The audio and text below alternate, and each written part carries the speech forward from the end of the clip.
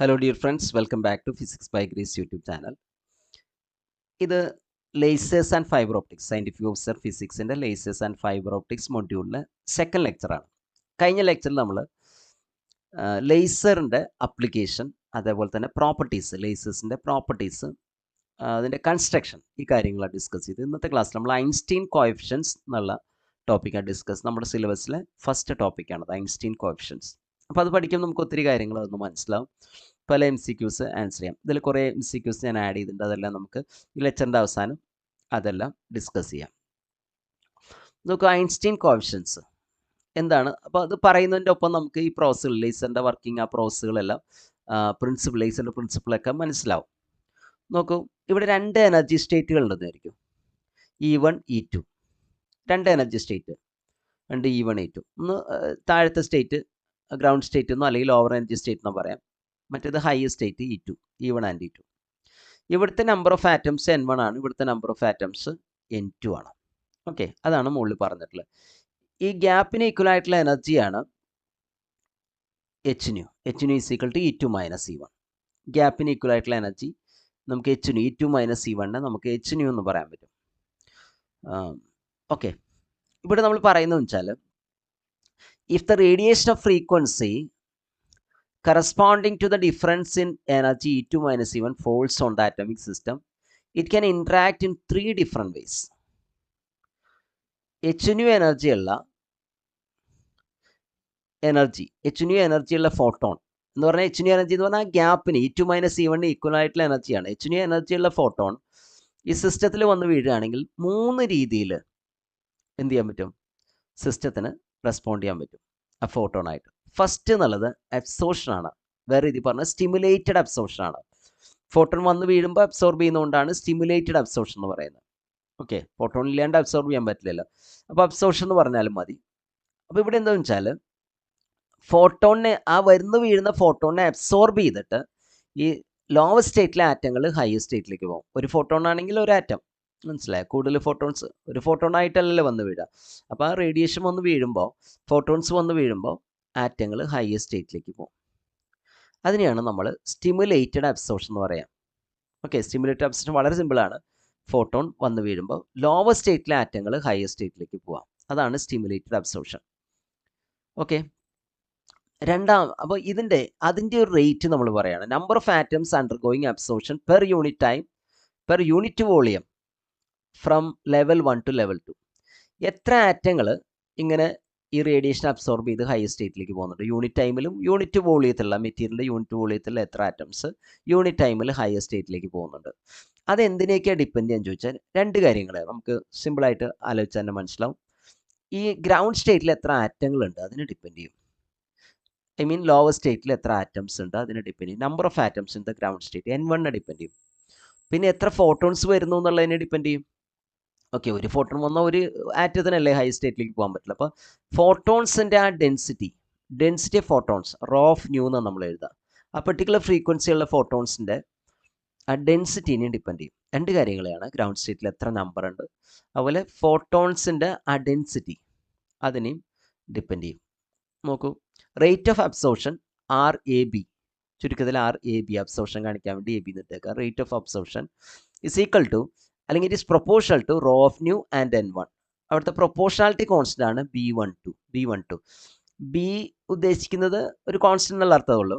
1 to 2 ഉള്ള ഒന്നാമത്തെ സ്റ്റേറ്റിൽ നിന്ന് രണ്ടാമത്തെ സ്റ്റേറ്റിലേക്കല്ലേ അബ്സോർഷൻ നടക്കുന്നത്, മനസ്സിലായോ?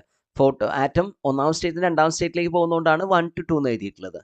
B റെപ്രസെൻറ്റ് ചെയ്യുന്നത് സ്റ്റിമുലേറ്റഡ് അബ്സോർഷൻ ആയതുകൊണ്ടാണ്. സ്റ്റിമുലേറ്റഡിനാണ് നമ്മൾ B എന്നുള്ള ലെറ്റർ യൂസ് ചെയ്യുന്നത്. സ്പോണ്ടേനിയസിന് നമ്മൾ A എന്നുള്ള ലെറ്റർ യൂസ് ചെയ്യും. പിന്നീട് നിങ്ങൾക്ക് കാണാൻ പറ്റും, സ്പോണ്ടേനിയസിന് നമ്മൾ A എന്നുള്ള ലെറ്ററാണ് യൂസ് ചെയ്യുന്നത്. ഓക്കെ, അപ്പോൾ സ്റ്റിമുലേറ്റഡ് അബ്സോർഷൻ ആയതുകൊണ്ട് B12 into raw of new N1. നിങ്ങൾക്ക് അതിൽ ഡൗട്ടില്ല എന്ന് വിചാരിക്കുന്നു. വളരെ ക്ലിയർ ആണ്, അത് സംശയം തോന്നേണ്ട കാര്യമില്ല. റേറ്റ് ഓഫ് അബ്സോർഷൻ ഡിപ്പെൻഡ് ചെയ്യുന്നത് എത്ര ഫോട്ടോൺസ് വരുന്നു എന്നുള്ളത് ഡിപ്പെൻഡ് ചെയ്യുന്നുണ്ട്. then റോ ഓഫ് ന്യൂ, ഫോട്ടോൺസിൻ്റെ ഡെൻസിറ്റി, അതുപോലെ തന്നെ number of atoms in the ground state അല്ലെങ്കിൽ E1 സ്റ്റേറ്റ് എന്നുള്ളതിനെ ഡിപ്പെൻഡ് ചെയ്യുന്നുണ്ട്. Okay, energy density of the incident radiation per unit frequency interval, അതാണ് റോ ഓഫ് ന്യൂ, അതിനെ ഡിപ്പെൻഡ് ചെയ്യുന്നത്. ഇനി രണ്ടാമത് നടക്കാവുന്നത് സ്റ്റിമുലേറ്റഡ് എമിഷനാണ്. സ്റ്റിമുലേറ്റഡ് എമിഷൻ എന്ന് പറഞ്ഞാൽ ഹയർ സ്റ്റേറ്റിലെ ആറ്റങ്ങൾ ഹയർ സ്റ്റേറ്റിലെ ആറ്റങ്ങൾ ഈ ഫോട്ടോൺസിനെ അബ്സോർബ് ചെയ്താൽ, ഹയർ സ്റ്റേറ്റിലെ ആറ്റംസ് ആണ് ഫോട്ടോൺസിനെ അബ്സോർബ് ചെയ്താൽ എന്താ സംഭവിക്കാം? ഇപ്പോൾ നമ്മൾ പറഞ്ഞില്ലേ E1 E2. അപ്പോൾ ഈ ഫോട്ടോൺ സിസ്റ്റത്തിലേക്ക് വരുമ്പോൾ ഹയർ സ്റ്റേറ്റിലെ ആറ്റങ്ങൾ, ഇവിടെയുള്ള ആറ്റങ്ങൾ അവർ ഇവിടെ ആറ്റങ്ങളുണ്ട്. ഹയർ സ്റ്റേറ്റിലെ ആറ്റങ്ങൾ അബ്സോർബ് ചെയ്യണമെങ്കിൽ അവരെന്ത് ചെയ്യും? സ്റ്റിമുലേറ്റഡ് എമിഷൻ നടത്തും. മനസ്സിലായി? അപ്പോൾ ഈ ഫോട്ടോണിൻ്റെ എനർജി നമുക്കറിയാം E2 - E1 ആണ്. ഈ ഗ്യാപ്പിന് ഈക്വൽ ആയിട്ടുള്ള എനർജി. അപ്പോൾ സ്റ്റിമുലേറ്റഡ് എമിഷൻ നടന്നിട്ട് ഇവിടുത്തെ ആറ്റങ്ങൾ താഴേക്ക് വരും. മനസ്സിലായോ? താഴേക്ക് വരും. അപ്പോൾ ഈ ഓരോ ആറ്റം വരുമ്പോൾ എന്ത് സംഭവിക്കും വെച്ചാൽ, ഈ ഫോട്ടോണാണ് ഇതിനെ സ്റ്റിമുലേറ്റ് ചെയ്തത്. ഈ ആറ്റത്തെ സ്റ്റിമുലേറ്റ് ചെയ്തു. പക്ഷേ ഈ ആറ്റം താഴേക്ക് വരുമ്പോൾ അതിന് എനർജി കുറയ്ക്കണ്ടേ? അത് ഇതേപോലത്തെ ഒരു ഫോട്ടോണും കൂടി എമിറ്റ് ചെയ്യും. അപ്പം മൊത്തം 2 ഫോട്ടോണായി. ഒന്ന് ഇൻസിഡൻറ്റ് ഫോട്ടോണും ഉണ്ട്, എമിറ്റഡ് ഫോട്ടോണും ഉണ്ട്. ഒരു ഫോട്ടോൺ വന്ന് സ്റ്റിമുലേറ്റ് ചെയ്യുന്നുണ്ടല്ലോ, അത് അവിടെ ഉണ്ടല്ലോ. അപ്പോൾ എമിഷൻ ആറ്റം സ്റ്റിമുലേറ്റഡ് ആകുമ്പോൾ അത് ഗ്രൗണ്ട് സ്റ്റേറ്റിലേക്ക് വരുന്നു. അപ്പോൾ അതൊരു ഫോട്ടോൺ കൂടി എമിറ്റ് ചെയ്യുന്നു. അപ്പോൾ 2 ഫോട്ടോണായി. വന്ന ഫോട്ടോണും എമിഷൻ നടക്കുന്ന ഫോട്ടോണും. മനസ്സിലായി? ആറ്റം റിലാക്സ് ചെയ്യുമ്പോൾ വരുന്ന ഫോട്ടോ. അപ്പോൾ 2 ഫോട്ടോൺ എന്ന് പറഞ്ഞാൽ അതാണ് നമ്മൾ ആംപ്ലിഫിക്കേഷൻ എന്ന് പറയുന്നത്. മനസ്സിലായോ? സാധാരണ സോഴ്സുകളിലെല്ലാം സ്പോണ്ടേനിയസ് എമിഷൻ നടക്കുക. സാധാരണ ലൈറ്റ് സോഴ്സുകളിലല്ല, ലേസർ വെച്ചുള്ള ലൈറ്റ് സോഴ്സുകൾ സ്പോണ്ടേനിയസ് എമിഷനാണ്. അപ്പോൾ സാധാരണ നമ്മൾ ചെയ്യുന്നത് വെച്ചാൽ നമ്മളൊരു വോൾട്ടേജ് കൊടുക്കുന്നു. ഒരു സാധാരണ ഒരു ബൾബിൽ ഒക്കെ ചെയ്യുന്നതാണ്.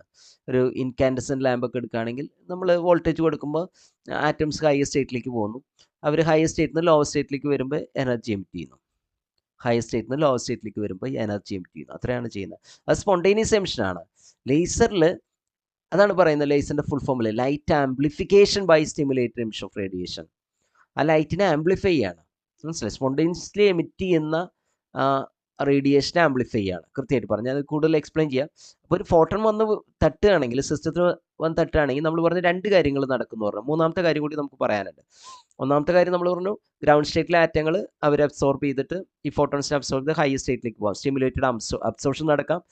രണ്ടാമത്തെ കാര്യം സ്റ്റിമുലേറ്റഡ് എമിഷൻ നടക്കാം. ഹയർ സ്റ്റേറ്റിലെ E2 അല്ലെങ്കിൽ ഹയർ എനർജി സ്റ്റേറ്റിലെ ആറ്റങ്ങൾ ഈ ഫോട്ടോൺസ് വഴി സ്റ്റിമുലേറ്റഡ് ആയിട്ട് ഗ്രൗണ്ട് സ്റ്റേറ്റിലേക്ക് വരാം. അപ്പോൾ കൂടുതൽ ഫോട്ടോൺസ് എമിറ്റ് ചെയ്യും. എന്ന് പറഞ്ഞാൽ ഒരു ഫോട്ടോൺ തട്ടി 2 ഫോട്ടോൺ എമിറ്റ് ചെയ്യും, 4 ഫോട്ടോൺ തട്ടി 8 ഫോട്ടോൺസ് എമിറ്റ് ചെയ്യും. അങ്ങനെ ആംപ്ലിഫിക്കേഷൻ നടക്കും. അതാണ് ലേസറിൻ്റെ പ്രിൻസിപ്പിൾ. ഈ സ്റ്റിമുലേറ്റഡ് എമിഷനാണ് ലേസറിൻ്റെ മെയിൻ പ്രിൻസിപ്പിൾ. പോപ്പുലേഷൻ ഇൻവേർഷനും സ്റ്റിമുലേറ്റഡ് എമിഷനാണ് ലേസറിൻ്റെ മെയിൻ പ്രിൻസിപ്പിൾ എന്നുള്ളത്. The incident radiation. അപ്പോൾ ഇവിടെ ഈ സ്റ്റിമുലേറ്റഡ് എമിഷൻ്റെ റേറ്റ് എന്തിനാണ് ഡിപ്പെൻഡ് ചെയ്യുക? സ്റ്റിമുലേറ്റഡ് എമിഷൻ്റെ റേറ്റ് ഡിപ്പെൻഡ് ചെയ്യുക ഈ ഹയർ സ്റ്റേറ്റിൽ എത്ര ആറ്റംസ് ഉണ്ട്, N2. മനസ്സിലായി? N2നെ ഡിപ്പെൻഡ് ചെയ്യും സ്റ്റിമുലേറ്റഡ് എമിഷൻ. അതേപോലെ ഈ ഫോട്ടോൺസിൻ്റെ ഡെൻസിറ്റി, എത്ര ഫോട്ടോൺസ് വന്ന് വീഴുന്നുണ്ട്. മനസ്സിലായോ? 2 കാര്യങ്ങളാണ്. എനർജി ഡെൻസിറ്റി ഓഫ് ഫോട്ടോൺസിനെ ഡിപ്പെൻഡ് ചെയ്യും, energy density of incident radiation. Energy density of incident radiation മനസ്സിലായോ? പെർ യൂണിറ്റ് ഫ്രീക്വൻസി ഇൻ്റർവൽ നമ്മൾ പറഞ്ഞില്ലേ. റോ ഓഫ് ന്യൂവിനെ ഡിപ്പെൻഡ് ചെയ്യും. എന്നാൽ കൂടുതൽ ഫോട്ടോൺസ് വന്നാലാണല്ലോ, എത്ര ഫോട്ടോൺ ഉണ്ട് അതനുസരിച്ച് ഇലക്ട്രോൺസ് സ്റ്റിമുലേറ്റഡ് ആവുള്ളൂ. ഒരു ഫോട്ടോൺ ഒരു ആറ്റത്തെയല്ലേ സ്റ്റിമുലേറ്റ് ചെയ്യാൻ പറ്റുള്ളൂ. ഇലക്ട്രോൺ ഞാൻ ഉദ്ദേശിച്ചത് ഇവിടെ ആറ്റം എന്ന് പറഞ്ഞാലും മതി. ഒരു ഫോട്ടോണിന് ഒരു ആറ്റത്തെ സ്റ്റിമുലേറ്റ് ചെയ്യാൻ പറ്റുള്ളൂ. 2 ഫോട്ടോണിൻ്റെ 2 ആറ്റത്തെ stimulate and so on. So rho of ന്യൂവിനെ എന്തായാലും ഡിപ്പെൻഡ് ചെയ്യും. പിന്നെ ഇവിടെ എത്ര ആറ്റംസ് ഉണ്ട് എന്നുള്ളതിനെ ഡിപ്പെൻഡ് ചെയ്യും. N2നെ ഡിപ്പെൻഡ് ചെയ്യും. ആറ്റങ്ങളല്ലേ ഗ്രൗണ്ട് സ്റ്റേറ്റിലേക്ക് വരുന്നത്. മനസ്സിലായി? അപ്പോൾ 2 കാര്യങ്ങളെ ഡിപ്പെൻഡ് ചെയ്യുക. The rate of stimulated emission depends on the number of stimulated emission per unit time per unit volume. Number of stimulated emission per unit time per unit volume is given by.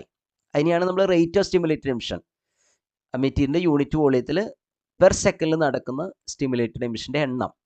Rate of stimulated emission എന്നാണ് ഇവിടെ എഴുതിയിട്ടുള്ളത്, ചുരുക്കി എഴുതിയിട്ടുള്ളത്. Rate of stimulated emission equal to അല്ലെങ്കിൽ proportional to rho of nu and N2. Higher സ്റ്റേറ്റിലെ number of atoms depend ചെയ്യും.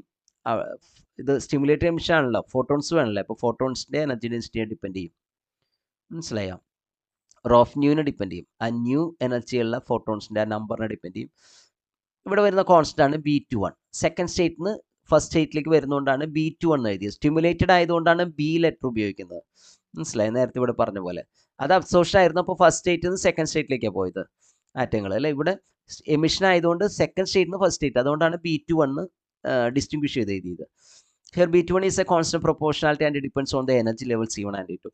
E1 and E2നെ depend ചെയ്യുന്ന ഒരു കോൺസ്റ്റൻ്റ് ആണ് എന്ത്, B21. മനസ്സിലായി? B21 ആയാലും B12 ആയാലും എനർജി ലെവൽസിനെ ഡിപ്പെൻഡ് ചെയ്യുന്ന കോൺസ്റ്റൻറ്റുകളാണ്. യെസ്. ഇനി മൂന്നാമത് നടക്കാവുന്ന കാര്യം സ്പോണ്ടേനിയസ് എമിഷനാണ്. സ്പോണ്ടേനിയസ് എമിഷൻ എന്ന് പറഞ്ഞാൽ ഉദ്ദേശിക്കുന്നതാണ്, അതിനിവിടെ ഫോട്ടോൺസിൻ്റെ ഒരു പ്രസൻസ് വേണമെന്നില്ല സ്പോണ്ടേനിയസ് എമിഷൻ. ഓക്കെ, ഈ സ്പോണ്ടേനിയസ് എമിഷൻ നടക്കണമെങ്കിൽ വേണ്ടത് ഇതാണ്, ഹയർ സ്റ്റേറ്റിലെ ആറ്റംസ് ഉണ്ടാകണം. ഹയർ സ്റ്റേറ്റിലെ ആറ്റംസ് ഉണ്ടാകണം അല്ലേ? നോർമലി ഹയർ സ്റ്റേറ്റിൽ കുറച്ച് ആറ്റംസ് ഉണ്ടാവുള്ളൂ. പക്ഷെ ഇവിടെ നമ്മൾ പറഞ്ഞു അബ്സോർഷനൊക്കെ നടന്നതല്ലേ, സ്റ്റിമുലേറ്റഡ് അബ്സോർഷൻ നടക്കുന്ന ആദ്യം നമ്മൾ പറഞ്ഞില്ലേ, സ്റ്റിമുലേറ്റഡ് അബ്സോർഷൻ നടക്കുമെന്ന് പറഞ്ഞില്ലേ. അപ്പോൾ തീർച്ചയായിട്ടും ഹയർ സ്റ്റേറ്റിലെ ആറ്റങ്ങൾ വരും അല്ലേ? സ്റ്റിമുലേറ്റഡ് അബ്സോർഷൻ നടക്കുമ്പോൾ എന്ത് ചെയ്യും? ഹയർ സ്റ്റേറ്റിലെ ആറ്റങ്ങൾ വരും. അപ്പോൾ ഹയർ സ്റ്റേറ്റിലെ ആറ്റങ്ങൾ വരുമ്പോൾ അവർക്ക് രണ്ട് രീതിയിൽ താഴത്തേക്ക് വരാം. മനസ്സിലായോ? ഒന്ന് സ്പോണ്ടേനിയസ് ആയിട്ട് വരാം, നേരത്തെ നമ്മൾ പറഞ്ഞു സ്റ്റിമുലേറ്റഡ് ആയിട്ട് വരാം, ഈ ഫോട്ടോൺസിൻ്റെ സ്റ്റിമുലേഷൻ വഴി വരാം, അല്ലെങ്കിൽ തന്നെ ഇങ്ങോട്ട് പോരാം. തന്നെ എന്തായാലും പോരും, കാരണം ഈ ഹയർ സ്റ്റേറ്റിൻ്റെ ലൈഫ് ടൈം സാധാരണ ഭയങ്കര കുറവാണ്. 10⁻⁻8 സെക്കൻഡ് ഓർഡറിലാണ് ഹയർ സ്റ്റേറ്റുകളുടെ, എക്സൈറ്റഡ് സ്റ്റേറ്റുകളുടെ ലൈഫ് ടൈം. അപ്പോൾ ആ സമയത്തിൻ്റെ ഉള്ളിൽ, മനസ്സിലായി, ആവറേജ് ലൈഫ് ടൈം ഉദ്ദേശിക്കുന്നത്. അപ്പോൾ ഏതാണ്ട് ആ സമയത്തിനുള്ളിൽ എന്ത് ചെയ്യും? അവർ താഴേക്ക് വരും.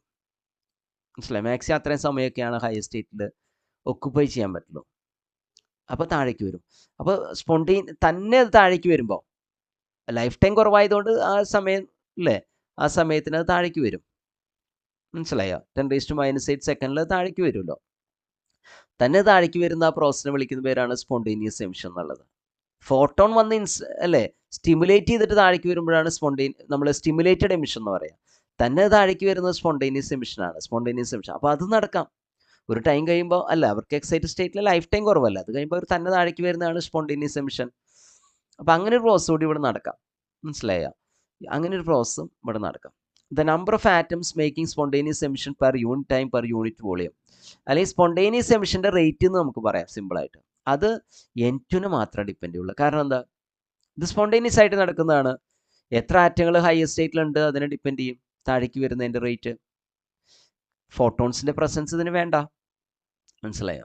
ഫോട്ടോൺസ് സ്റ്റിമുലേറ്റ് ചെയ്തിട്ടല്ല താഴേക്ക് വരുന്നത്. Number of atoms in the excited സ്റ്റേറ്റിനെ മാത്രമേ ഡിപ്പെൻഡ് ചെയ്യുള്ളൂ. അതിനൊരു സ്റ്റിമുലേഷൻ്റെ ആവശ്യമില്ല. മനസ്സിലായോ? സ്റ്റിമുലേഷൻ്റെ ആവശ്യമില്ല. സോറി. അപ്പം ഇവിടെ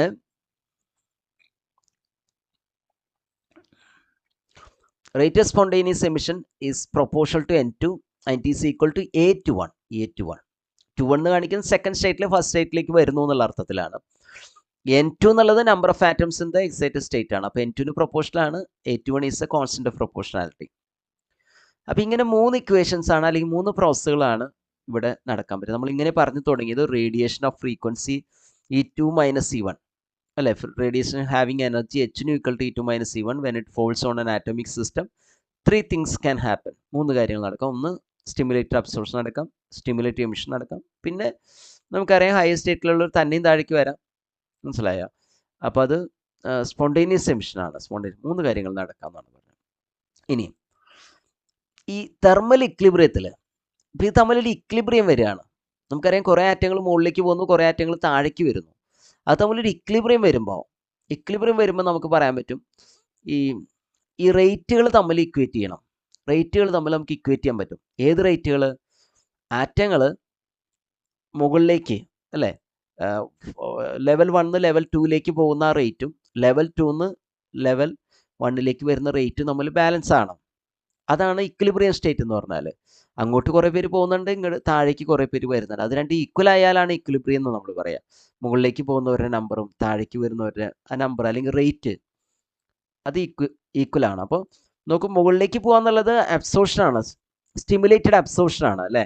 അബ്സോർബ് ചെയ്തിട്ടല്ലേ മുകളിലേക്ക് പോകുന്നത്. അതിൻ്റെ റേറ്റ് ഇതാണ് നമ്മൾ ഇക്വേഷൻ 1 എഴുതിയത്. ആ റേറ്റും എമിഷൻ 2 രീതിയിലുണ്ട്. ലെവൽ 2 ലെവൽ 1ലേക്ക് വരാൻ 2 മെത്തേഡ് ഉണ്ട്. ഇത് സ്റ്റിമുലേറ്റഡ് എമിഷൻ്റെ റേറ്റ് ആണ്, ഇത് സ്പോണ്ടേനിയസ് എമിഷൻ്റെ റേറ്റ് ആണ്. നമുക്കറിയാം ഈ 2 ലെവലുകൾ തമ്മിൽ മുകളിലേക്ക് പോകാനുള്ള ഇത് എന്താ? സ്റ്റിമുലേറ്റഡ് അബ്സോർപ്ഷൻ ആണ്. ഫോട്ടോൺ വന്ന് വീഴുമ്പോൾ ഇവിടുത്തെ ആറ്റങ്ങൾ എന്ത് ചെയ്യുന്നു? ഫോട്ടോൺ അബ്സോർബ് ചെയ്ത് ഹൈ സ്റ്റേറ്റിലേക്ക് പോകുന്നു. അതിൻ്റെ റേറ്റ് ആണ്. മുകളിലേക്ക് പോകുന്ന റേറ്റും താഴേക്ക് 2 മെത്തേഡിൽ വരുന്നുണ്ട്. ഒന്ന് സ്റ്റിമുലേറ്റഡ് എമിഷൻ ഉണ്ട്, ഫോട്ടോൺസ് വന്ന് തട്ടി താഴേക്ക് വരുന്നവരുണ്ട്, 2 ഫോട്ടോൺ എമിറ്റ് ചെയ്ത് അല്ലേ. മറ്റേത് സ്പോണ്ടേനിയസ് ആയിട്ട് താഴേക്ക് വരുന്നവരുണ്ട്, അപ്പോൾ ഒരു ഫോട്ടോൺ എമിറ്റ് ചെയ്യുന്ന. അപ്പോൾ ഈ 2 രീതിയിൽ താഴേക്ക് വരുന്നുണ്ട്. ഒരു രീതിയിൽ മുകളിലേക്ക് പോകുന്നുണ്ട്. അപ്പോൾ അബ്സോർഷൻ്റെ റേറ്റും അല്ലെങ്കിൽ താഴേന്ന് മുകളിലേക്ക് പോകുന്ന ലെവൽ 1 നിന്ന് ലെവൽ 2ലേക്ക് പോകുന്ന റേറ്റും ലെവൽ 2 നിന്ന് ലെവൽ 1ലേക്ക് വരുന്ന റേറ്റും തമ്മിൽ ബാലൻസ് ആണ്. അപ്പോൾ ഇത് അബ്സോർഷനാണ്. നിങ്ങൾക്ക് ക്ലിയർ ആയി വിചാരിക്കുന്ന അബ്സോർഷനാണ്. റൈറ്റ് സൈഡിലുള്ളത് 2 എമിഷനാണ്, സ്പോണ്ടേനിയസ് എമിഷനും ആദ്യം എഴുതിയിട്ടുള്ള സ്റ്റിമുലേറ്റഡ് എമിഷനും ഇത് സ്പോണ്ടേനിയസ് എമിഷനും ഇത് സ്റ്റിമുലേറ്റഡ് അബ്സോർഷൻ അല്ലെങ്കിൽ സിംപ്ലി അബ്സോർഷൻ. അപ്പം ആറ്റങ്ങൾ മുകളിലേക്ക് പോകുന്ന റേറ്റും അല്ലെങ്കിൽ പമ്പ് ചെയ്യുന്ന റേറ്റും താഴേക്ക് അവർ എമിറ്റ് ചെയ്ത് വരുന്ന ആ റേറ്റും അല്ലെങ്കിൽ റിലാക്സ് ചെയ്യുന്ന റേറ്റും സെയിം ആകണം. അതാണ് ഇക്വിലിബ്രിയം എന്ന് നമ്മൾ ഉദ്ദേശിക്കുന്നത്. അപ്പോൾ ഈ ക്വസ്റ്റ്യൻ നമ്മൾ സിംപ്ലിഫൈ ചെയ്യുകയാണെങ്കിൽ, ഒന്ന് അറേഞ്ച് ചെയ്യുകയാണെങ്കിൽ റോ ഓഫ് ന്യൂ ഈ ടൈമിലുണ്ട്. അപ്പോൾ ഈ ടൈം ലെഫ്റ്റിലേക്ക് എടുക്കുകയാണെങ്കിൽ റോ ഓഫ് ന്യൂ പുറത്തെടുക്കാൻ പറ്റും. Rho of nu into B1 to N1 first ടൈമിൽ, ഇവിടെ B21 N2. അപ്പോൾ ഇങ്ങനെ ഒരു ടൈം നമുക്ക് കിട്ടും. Rho of nu into B1 to N1 minus B21 N2 എന്ന് കിട്ടും. റൈറ്റ് സൈഡിൽ ഈ ടൈം ഉണ്ടാവും, A21 N2. അടുത്ത സ്റ്റെപ്പിൽ ചെയ്ത് ഈ ടൈം ഇവിടെ കൊണ്ടുവന്ന് ഡിവൈഡ് ചെയ്യാണ് ചെയ്തിട്ടുള്ളത്. വളരെ സിമ്പിളാണ്. A21 N2 divide by B1 to N1 minus B21 N2 എന്ന് കിട്ടും. ഇനി അടുത്ത ടൈമിൽ ഇവിടെ ചെയ്തിട്ടുള്ളതാണ് N2 കൊണ്ട് ത്രൂ ഔട്ട് ഡിവൈഡ് ചെയ്തു. ന്യൂമറേറ്ററിനെയും ഡിനോമിനേറ്ററിനെയും N2 കൊണ്ട് ഡിവൈഡ് ചെയ്തു. അപ്പോൾ N2 ഇവിടെ പോയി, മനസ്സിലായ? അതുപോലെ ഇവിടെ N1/N2 വരും. ഇവിടുത്തെ N2 പോയി, മനസ്സിലായി? B21 മാത്രമേ ഉള്ളൂ. അപ്പോൾ N2 കൊണ്ട് ന്യൂമറേറ്ററിനെയും ഡിനോമിനേറ്ററിനെയും ഡിവൈഡ് ചെയ്തു. അടുത്ത സ്റ്റെപ്പിൽ ഒരു കാര്യം കൂടി ഡിവൈഡ് ചെയ്യുന്നുണ്ട്. B12 കൊണ്ട് ന്യൂമറേറ്ററിനെയും ഡിനോമിനേറ്ററിനെയും ഡിവൈഡ് ചെയ്യുന്നുണ്ട്. ഇവിടെ കാണുന്ന B12 ഉണ്ടല്ലോ,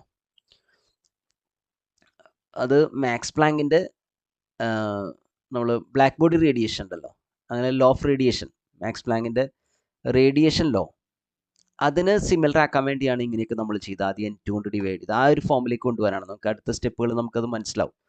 ആദ്യം N2 കൊണ്ട് ഡിവൈഡ് ചെയ്തു, പിന്നെ B12 കൊണ്ട് ഡിവൈഡ് ചെയ്തു. B12 കൊണ്ട് ഡിവൈഡ് ചെയ്യുമ്പോൾ അത് നേരത്തെ പറഞ്ഞ പോലെ ന്യൂമറേറ്ററിനെയും ഡിനോമിനേറ്ററിനെയും ഡിവൈഡ് ചെയ്യണം. മുകളിൽ B12 ബൈ B12 വരും. താഴെയുള്ള ടൈമിൽ ഇതിൽ B12 പോവും. ഈ ടൈമിൽ ഇവിടെ ബൈ B12 വരും. ഇത് B21 ആണ്, ബൈ B12 വരും. മനസ്സിലായല്ലോ? അപ്പം ഇങ്ങനെയാണ് നമുക്ക് കിട്ടുന്നത് A21 by B12 divide by N1 by N2 minus B21 by B12. ഇങ്ങനെയാണ് കിട്ടുന്നത്. ഇനി നോക്കൂ, using Boltzmann's law the ratio of equilibrium populations of level 1 and 2 at temperature T is given by ബോൾട്സ്മാൻ്റെ ഇക്വേഷൻ. ബോൾട്സ്മാൻ പറയുന്നത് ഏതൊരു ലെവലിലും എത്ര ആറ്റംസ് ഉണ്ടാവും ചോദിച്ചാൽ it is proportional number of atoms in a particular level അല്ലെങ്കിൽ particular energy level is proportional to E⁻⁻⁰ ഇതാണ് ബോൾട്സ്മാൻ ഫാക്ടർ എന്നറിയപ്പെടുന്നത്. E⁻⁻⁰ എന്ന് പറഞ്ഞാൽ ഒരു സ്റ്റേറ്റിലുള്ള നമ്പർ ഓഫ് ആറ്റംസ് എനർജീനെ ഡിപ്പെൻഡ് ചെയ്യും, ടെമ്പറേച്ചറിനെ ഡിപ്പെൻഡ് ചെയ്യും. ഇത് അബ്സല്യൂട്ട് ടെമ്പറേച്ചറാണ്, കെൽവിൻ സ്കെയിൽ ടെമ്പറേച്ചറാണ്. അപ്പോൾ അത് യൂസ് ചെയ്തിട്ടാണ് നമ്മൾ N1/N2 കണ്ടുപിടിച്ചിട്ടുള്ളത്. അപ്പോൾ N1 proportional to E⁻E1/kT and N2 is proportional to E⁻E2/kT ആണ്. അപ്പോൾ ഡിവൈഡ് ചെയ്യുമ്പോൾ നമുക്ക് ഇങ്ങനെ കിട്ടുക, ഈ ടൈം മുകളിലേക്ക് വരും അല്ലേ, മുകളിലേക്ക് പോകുമ്പോൾ അത് പ്ലസ് ആവും. അതുകൊണ്ടാണ് E⁻E2/E1/kT. ക്ലിയർ അല്ലേ? ഇത് ന്യൂമറേറ്ററിലേക്ക് വരുമ്പോൾ ഇത് E2/kT ആണ്, മറ്റേത് -E1/kT ആണ് ന്യൂമറേറ്ററിലുള്ളത്. അപ്പോൾ കോമൺ ഡിനോമിനേറ്റർ ആയതുകൊണ്ട് E⁻E2/E1/kT എന്ന് എഴുതാം. കറക്റ്റാണ്.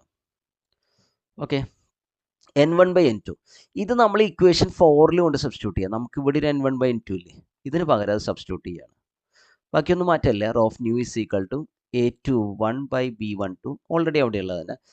ഇവിടെയാണ് മാറ്റം വന്നിട്ടുള്ളത്. N1/N2 വരെ ഇതുകൊണ്ട് സബ്സ്റ്റിറ്റ്യൂട്ട് ചെയ്തു. N1/N2 വരെ അത് സബ്സ്റ്റിറ്റ്യൂട്ട് ചെയ്തു. ഓക്കെ. ഇനി മാക്സ് പ്ലാങ്കിൻ്റെ now according to Planck's law of radiation the radiation energy density per unit frequency interval. നമ്മൾ പറയുന്ന റോ ഓഫ് ന്യൂ മാക്സ് പ്ലാങ്കിൻ്റെ ബ്ലാക്ക് ബോഡി റേഡിയേഷൻ എന്ന് വരുന്ന ഒരു കൺസെപ്റ്റാണ്. ഇവിടെ നമുക്കറിയാം ഫോട്ടോൺസ് ആണ്, മനസ്സിലായി? അപ്പോൾ ബ്ലാക്ക് ബോഡി റേഡിയേഷൻ എന്ന് പറഞ്ഞാലും ഫോട്ടോൺസ് തന്നെ. ഫോട്ടോൺസിൻ്റെ എനർജി ഡെൻസിറ്റിയുടെ ഇക്വേഷൻ മാക്സ് പ്ലാങ്ക് പറയുന്ന ഇക്വേഷൻ ആൽബർട്ട് ഐൻസ്റ്റീൻ യൂസ് ചെയ്യാണ്. ഓക്കെ. അപ്പോൾ മാക്സ് പ്ലാങ്കിൻ്റെ ഇക്വേഷൻ യൂസ് ചെയ്യുമ്പോൾ നമുക്ക് എന്താ കിട്ടുന്നത്? റോ ഓഫ് ഇതാണ് മാക്സ് പ്ലാങ്കിൻ്റെ equation, Planck's radiation law. 8πh × μ³ mu refractive index ആണ് കേട്ടോ. ഏത് മീഡിയ ആണ് നമ്മുടെ ലേസർ മീഡിയ ഏതാണോ അതിൻ്റെ റിഫ്രാക്റ്റീവ് ഇൻഡെക്സ് ആണ് മ്യൂ.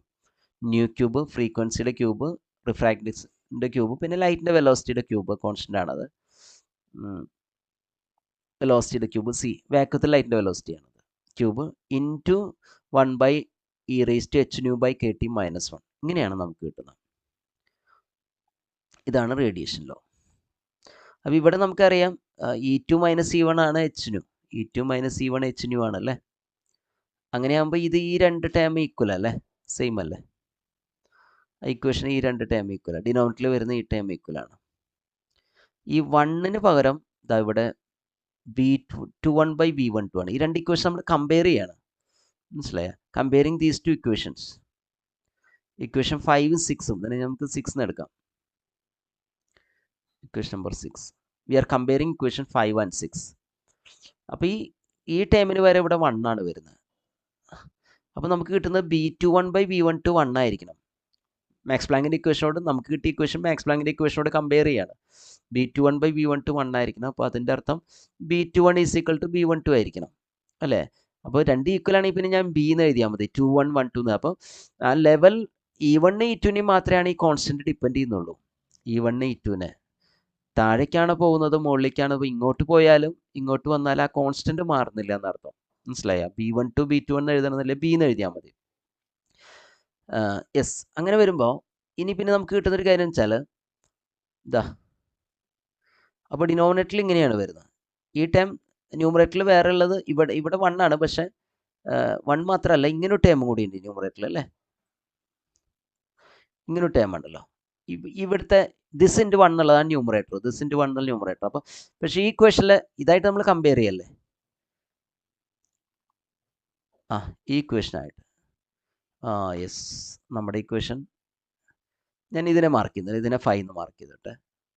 ഓക്കെ, 5. കാരണം ഞാൻ എഴുതിയിട്ടുള്ള അങ്ങനെയാണ്, 5ഉം 6ഉം കമ്പയർ ചെയ്യാൻ എഴുതിയിട്ടുള്ളത്. ഓക്കെ, അപ്പോൾ ഈ ഇക്വേഷനിൽ ന്യൂമറേറ്റർ ഇതല്ലേ. അപ്പോൾ ഈ ഇക്വേഷൻ്റെ ന്യൂമറേറ്റർ എന്താ? 8πh μ3/c³ എന്നുള്ളതാണ്. ഇത് രണ്ടും ഈക്വേറ്റ് ചെയ്യണം, അത് രണ്ടും ഈക്വേറ്റ് ചെയ്യണം. ഓക്കെ, അപ്പോൾ നമ്മൾ കമ്പയർ ചെയ്യുമ്പോൾ എങ്ങനെയുണ്ട്? A21/V12 പകരം ഈ ടേമാണ് വരുന്നത്. 8πh μ3/c³ ആണ്.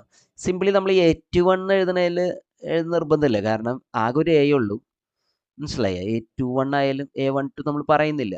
മനസ്സിലായ? അപ്പോൾ A21 എഴുതണമെന്നില്ല എന്ന് എഴുതിയാൽ മതി. മറ്റേടത്ത് B12 B21 = B അല്ലേ. അപ്പോൾ ഇതിന് പകരം B എഴുതിയാൽ മതി. അപ്പം ഞാൻ ഇവിടെ A/B എന്ന് എഴുതിയത് കൊണ്ടാണ്. A21 എന്ന് എഴുതാം, B12 ആയാലും B21 ആയാലും സെയിം, അപ്പോൾ B എന്ന് എഴുതാം. അപ്പോൾ that is equal to 8πh μ3/c³. ഇതാണ് ഫൈനലി നമുക്ക് കിട്ടുന്ന A/B റേഷ്യോ. ഈ എനെയും ബിനെയാണ് നമ്മൾ ഐൻസ്റ്റീൻ കോഎഫിഷ്യൻസ് എന്ന് വിളിക്കുന്നത്. This constants A and B are known as Einstein's coefficients. നമ്മൾ പറഞ്ഞ E1 E2 ലെവൽസിന് ഇടയ്ക്കുള്ള ഐൻസ്റ്റീൻ കോഎഫിഷ്യൻസ് എന്നുള്ളത് ഉദ്ദേശിക്കുന്നത് എനെയും ബിനെയാണ്. ഓക്കെ, അപ്പോൾ ഇതാണ് നമുക്ക് ഫൈനലി കിട്ടുന്ന A/B = 8πh μ3/μ3. ഇവിടെയൊക്കെ ക്യൂബാണ്, അപ്പോൾ ഓർക്കാൻ എളുപ്പമുണ്ട്. 8πh ആണ് അതിൻ്റെ കൂടെ ഉള്ളത്. ഇനി നമുക്ക് ഈ പാർട്ട് എന്നുള്ള ചില MCQs ഡിസ്കസ് ചെയ്യാം. ഫസ്റ്റ് ക്വസ്റ്റ്യൻ ഇതാണ്: if B12 B21 and A21 are the Einstein coefficients of absorption, stimulated emission and spontaneous emission respectively, then ഇതിലേതാണ് കറക്റ്റ് ആയിട്ടുള്ള ഓപ്ഷൻ എന്നാണ് ചോദിച്ചിട്ടുള്ളത്. നമുക്കറിയാം ഐൻസ്റ്റീൻ കോഎഫിഷ്യൻസിൽ ഈക്വൽ ആയിട്ട് വരുന്ന B12 B21 ആണ്. B12 എന്ന് പറഞ്ഞാൽ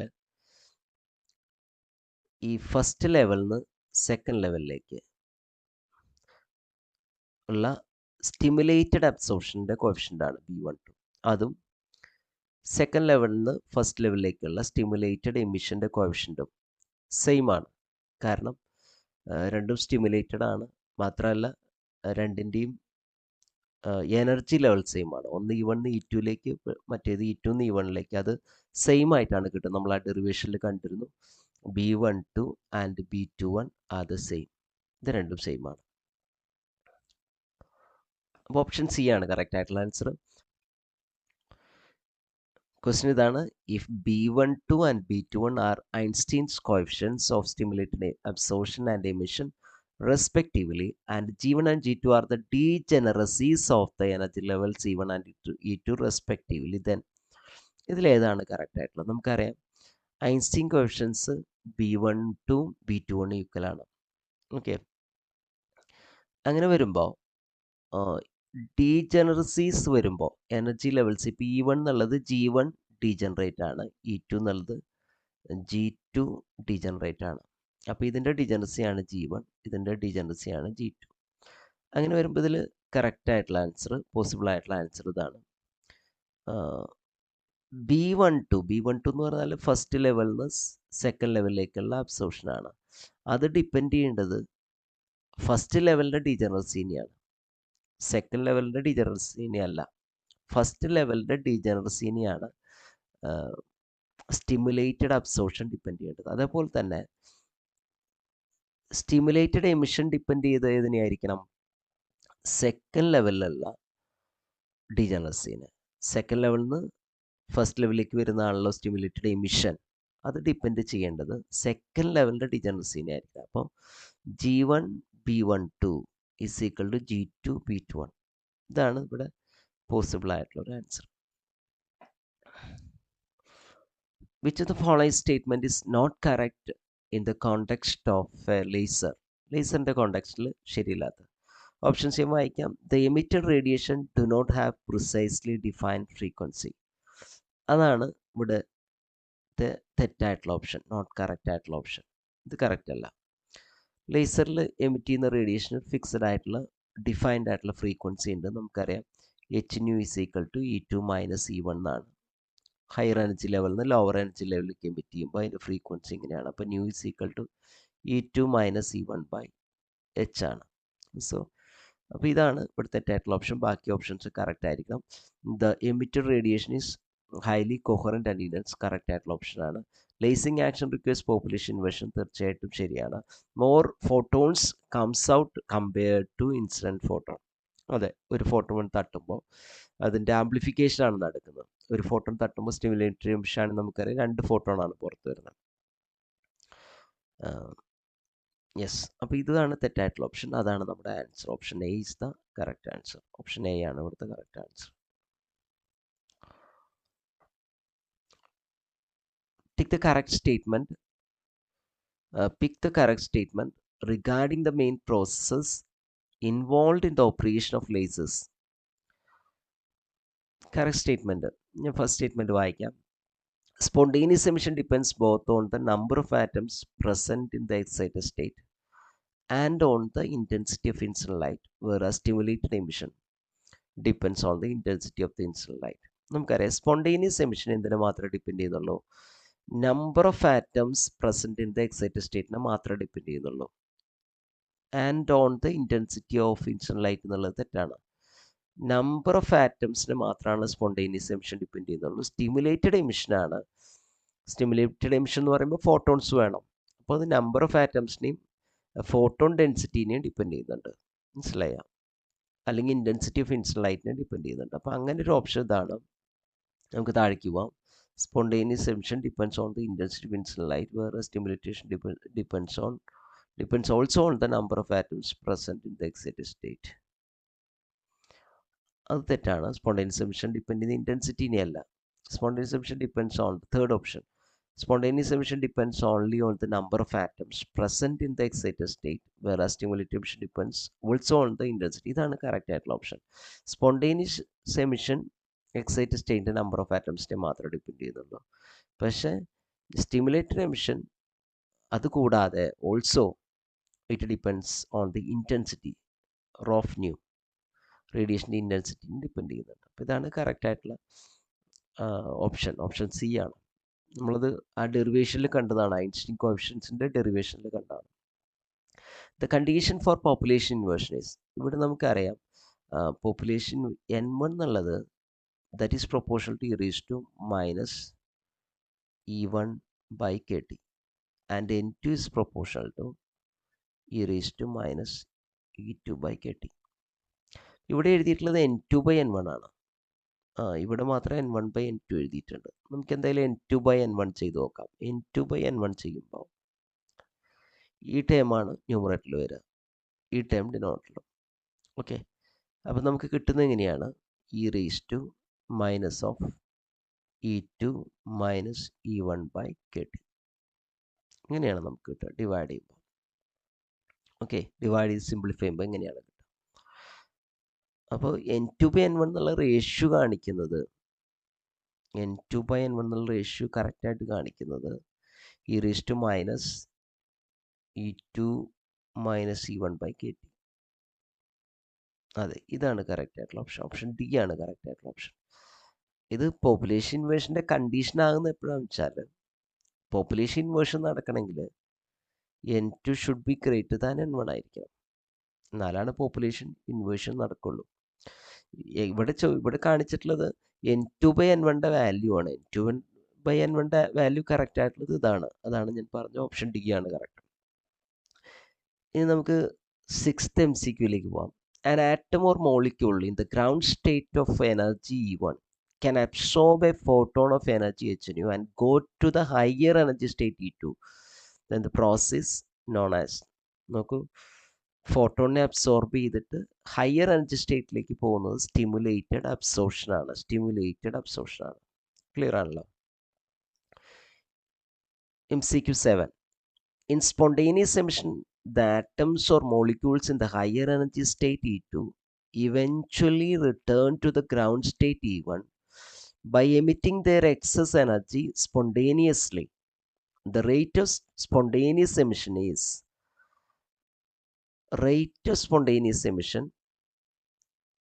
എന്തിനെ ഡിപ്പെൻഡ് ചെയ്യുന്നത്? Directly proportional to the population of the energy level E2, directly proportional to the population of, നമുക്കറിയാം സ്പോണ്ടേനിയസ് എമിഷൻ എന്നുള്ളത് E2 ലെവലിലെ പോപ്പുലേഷന് ഡയറക്ട്ലി പ്രൊപ്പോർഷനാണ്. ഓപ്ഷൻ എ കറക്റ്റ് ആണ് അല്ലേ? സ്പോണ്ടേനിയസ് എമിഷൻ ആണ്. E2 E1ലേക്ക് വരുമ്പോൾ E2ൻ്റെ പോപ്പുലേഷനെ ഡിപ്പെൻഡ് ചെയ്യുന്നത്. ബാക്കിയെല്ലാം തെറ്റായിട്ടുള്ള ഓപ്ഷൻസ് ആണ്. MCQ8. In stimulated emission, a photon having energy E equal to the difference in energy between the two energy levels E2 and E1 എന്ന് പറഞ്ഞാൽ E is equal to E2-E1 ആണ്. Stimulate an atom in the higher energy state to make a transition to the, നമുക്കറിയാം higher energy സ്റ്റേറ്റിലെ ഫോട്ടോണിനെ അല്ലെങ്കിൽ higher energy സ്റ്റേറ്റിലെ ആറ്റത്തെ stimulate ചെയ്താൽ ഈ ഗ്യാപ്പിന് equal ആയിട്ടുള്ള, നമുക്കറിയാം ഈ ഗ്യാപ്പിന് ഈക്വൽ ആയിട്ടുള്ള എനർജിയുള്ള ഫോട്ടോൺ ഹയർ എനർജി സ്റ്റേറ്റിലെ ആറ്റങ്ങളെ സ്റ്റിമുലേറ്റ് ചെയ്താൽ അവർ താഴേക്ക് വരും, ലോവർ എനർജി സ്റ്റേറ്റിലേക്ക് വരും. They will come to the lower energy state. ഒരു ഫോട്ടോൺ എമിറ്റ് ചെയ്യുക, അതേസമയം തന്നെ ഫോട്ടോൺ, അതാണ് stimulated emission. They make a transition to the lower energy state. Option A ആണ് correct. With a creation of a second photon. Okay, അത് lower energy state എന്നുള്ളതാണ് ഏറ്റവും suitable ആയിട്ടുള്ള option. The rate of spontaneous emission depends upon the number of atoms in the rate of spontaneous emission depend ചെയ്യുന്ന number of atoms in the excited state ആണ്. Okay, ഇത് general question ആണ്. Excited സ്റ്റേറ്റിലെ number of atoms, അത് metastable state ആയാലും ഓക്കെയാണ്, പക്ഷെ കുറച്ചുകൂടി ജനറൽ ആയിട്ടുള്ള ആൻസർ എക്സൈറ്റഡ് സ്റ്റേറ്റ് എന്നുള്ളതാണ്. MCQ10. The spontaneous emission produces coherent light, incoherent light.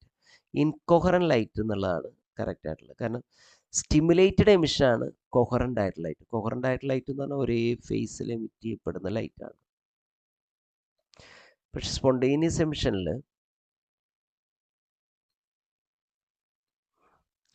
അത് എല്ലാം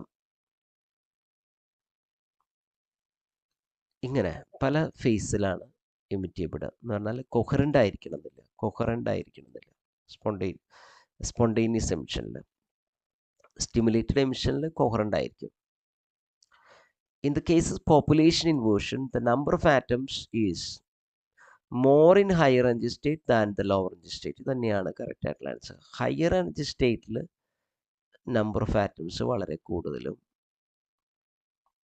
N2 കൂടുതൽ, N1 കുറവുള്ളതാണ് population inversion. More number of atoms is more in higher energy state than in lower energy state. That is the population inversion. Last questions-ലേക്ക് വരാം. The state of population inversion is also known as negative temperature state എന്നാണ്. അതങ്ങനെ വിളിക്കാൻ കാരണം നമ്മൾ നേരത്തെ N2/N1 equation കണ്ടു. മുമ്പൊരു ക്വസ്റ്റ്യനിൽ അല്ലേ, E raise to minus of E2 minus E1 by KT. ഇവിടെ നമ്മൾ മനസ്സിലാക്കുന്നതാണ് 2 ലെവൽ സിസ്റ്റത്തിൽ, പിന്നീട് കൂടുതൽ ഡീറ്റെയിൽ ആയിട്ട് ഡിസ്കസ് ചെയ്യാം. 2 ലെവൽ സിസ്റ്റത്തിൽ പോപ്പുലേഷൻ ഇൻവേർഷൻ നടക്കാൻ പറ്റില്ല.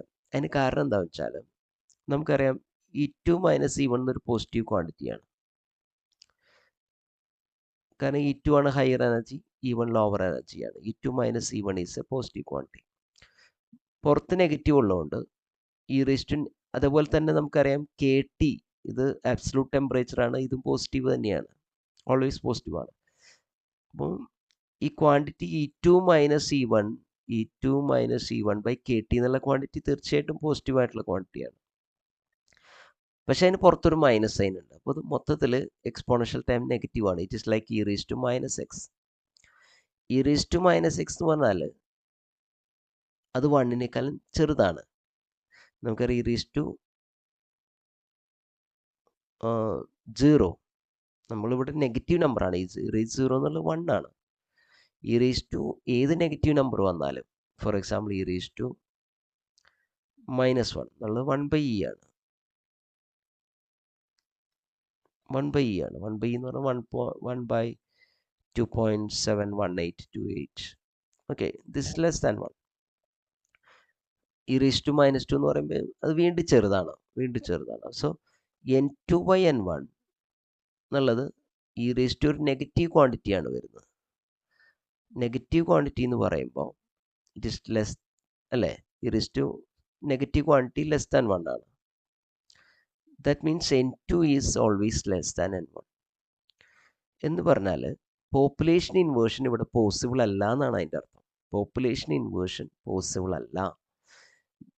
Population inversion is not possible in a 2 level system. മനസ്സിലായോ? അപ്പം നമ്മൾ ലേസർ ഉള്ളത് 3 ലെവൽ അല്ലെങ്കിൽ 4 ലെവലാണ് ലേസേഴ്സ് ഉള്ളത്. മനസ്സിലായോ? അപ്പോൾ 3 ലെവൽ ലേസേഴ്സിലേക്ക് വരാൻ കാരണം അതാണ്. 2 ലെവൽ ലേസേഴ്സ് ഒരിക്കലും പോസിബിൾ അല്ല. അപ്പോൾ ഇവിടെ നമ്മുടെ ക്വസ്റ്റ്യനിലേക്ക് വരാം. ഇനി അപ്പോൾ ഈ ഇക്വേഷൻ നമ്മൾ പറയുന്ന ഒരു കാര്യമാണ്, നടക്കുന്ന ഒരു കാര്യമല്ല, നമ്മൾ ഇക്വേഷൻ പറയുന്ന കാര്യമാണ്. ഇവിടെ 2 ലെവൽ ലേസേഴ്സ് പോസിബിൾ ആകണമെങ്കിൽ ഈ ടെമ്പറേച്ചർ നോക്കൂ, ഞാൻ ഉദ്ദേശിച്ചത് ഈ ടെമ്പറേച്ചർ നെഗറ്റീവ് ആകണം എന്നാണ് നമ്മൾ പറയുന്നത്. ഇത് ആബ്സലൂട്ട് ടെമ്പറേച്ചറാണ്. ആബ്സലൂട്ട് ടെമ്പറേച്ചർ നമുക്കറിയാം ഏറ്റവും ചെറിയ വാല്യൂ 0 കെൽവിൻ ആണ്. അതിന് താഴേക്ക് പോകാൻ പറ്റില്ല. -273 ഡിഗ്രി സെൽഷ്യസ് ആണ് 0 കെൽവിൻ. അതിന് താഴേക്ക് പോകാൻ പറ്റില്ല. അപ്പോൾ അതുകൊണ്ട് തന്നെ പോപ്പുലേഷൻ ഇൻവേർഷൻ നടക്കില്ല 2 ലെവൽ സിസ്റ്റത്തിൽ. പക്ഷെ നമ്മൾ ഇങ്ങനെ വേണമെങ്കിൽ നമുക്ക് പറയാം, if there were some negative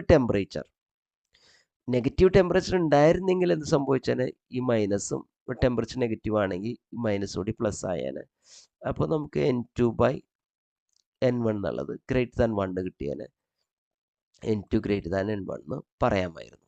മനസ്സിലായോ? നെഗറ്റീവ് ടെമ്പറേച്ചർ ഉണ്ടെങ്കിൽ. മനസ്സിലായി? അതുകൊണ്ടാണ് പോപ്പുലേഷൻ ഇൻവേർഷൻ സ്റ്റേറ്റിനെ നെഗറ്റീവ് ടെമ്പറേച്ചർ സ്റ്റേറ്റ് അല്ലെങ്കിൽ നെഗറ്റീവ് ടെമ്പറേച്ചറിൽ പോസിബിൾ ആയിട്ടുള്ള സ്റ്റേറ്റ് എന്ന് പറയുന്നത്. ആക്ച്വലി അത് നെഗറ്റീവ് ടെമ്പറേച്ചർ എന്നുള്ളത് പോസിബിൾ അല്ല. നമുക്കറിയാം സബ്സ്റ്റൻസിന് എത്താവുന്ന ഏറ്റവും താഴ്ന്ന ടെമ്പറേച്ചർ 0 കെൽവിൻ ആണ്. അപ്പോൾ ഇങ്ങനെ ഒരു പേര് അവിടെ വിളിക്കുന്നുണ്ട്, അത് മനസ്സിലാക്കുക. An optic resonator plays a major role. Optic റെസനേറ്ററിൻ്റെ റോൾ എന്ത്? ഒപ്റ്റിക് റെസനേറ്റർ എന്ന് പറഞ്ഞാൽ നമ്മൾ വയ്ക്കുന്ന മിററുകളാണ്. ലേസർ ക്യാവിറ്റിയിൽ നമ്മൾ വയ്ക്കുന്ന രണ്ടറ്റത്തായിട്ട് വയ്ക്കുന്ന മിററുകളാണ്. അതിൻ്റെ ഇടയ്ക്കാണ് ലേസർ മീഡിയ ഇരിക്കുന്നത്.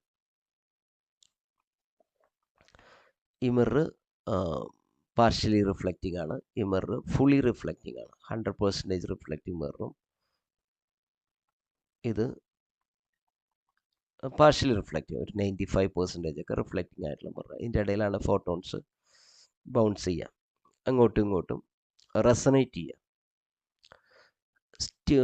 An optical resonator plays a major role in, നമുക്ക് നോക്കാം options, stimulating more and more atoms from excited state to ground state. ശരിയായിട്ടുള്ളൊരു ആൻസറാണ്. ഒപ്റ്റിക്കൽ റെസനേറ്ററിൻ്റെ ഒരു ഫങ്ഷനാണ് അത്, ആംപ്ലിഫിക്കേഷൻ അല്ലേ, ആംപ്ലിഫിക്കേഷൻ എന്നുള്ളത്. കൂടുതൽ ഫോട്ടോൺസ് ഇവിടെ ഇങ്ങനെ റിഫ്ലക്റ്റ് ചെയ്ത് നിൽക്കുമ്പോൾ കൂടുതൽ ആറ്റംസിനെ സ്റ്റിമുലേറ്റ് ചെയ്യാൻ പറ്റും. Generation of intense laser output, അതുകൊണ്ട് തന്നെയാണ് ഇൻറ്റൻസ് ലേസർ ഔട്ട്പുട്ട് കിട്ടുന്നത്. Generation of uni directional beam of photons, ഒരു പെർട്ടിക്കുലർ ഡയറക്ഷനിലുള്ള ഫോട്ടോൺസ്. ഓക്കെ, അപ്പോൾ ഇവിടെ ഇത് ഒപ്റ്റിക്കൽ റെസൊനേറ്റിൻ്റെ ഫംഗ്ഷൻ ആയിട്ട് ഇതെല്ലാം നമുക്ക് പറയാവുന്നതാണ്. നിങ്ങൾക്ക് കാര്യങ്ങളെല്ലാം ക്ലിയർ ആയി വിചാരിക്കുന്നു. Thank you.